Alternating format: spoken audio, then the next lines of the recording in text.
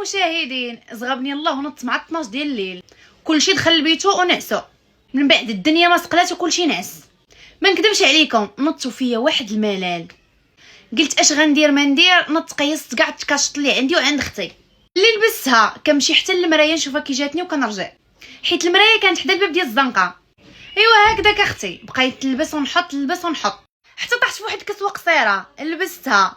ديت المكياج وطلقت شعري، مشيت شفت راسي في المرايه، ومنين بغيت نكمل التبوكيسه لبست الصباط ديال الطالون.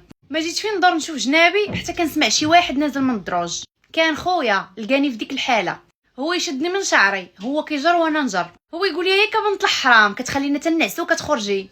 العالم الله فين كتمشي بهاد الكماره وبهاد اللبس اللي كاسيه فيه عاريه. هو يعيط للوالد، والحاج على تشوف بنتك، على تشوف قرة عينك، اجي تشوفها امتى كتخرج وامتى كتدخل للدار. ايوا تجمعت عليا العصابه، بغيت غير نشرح ليهم، ما خلاوش ليا فين نهضر.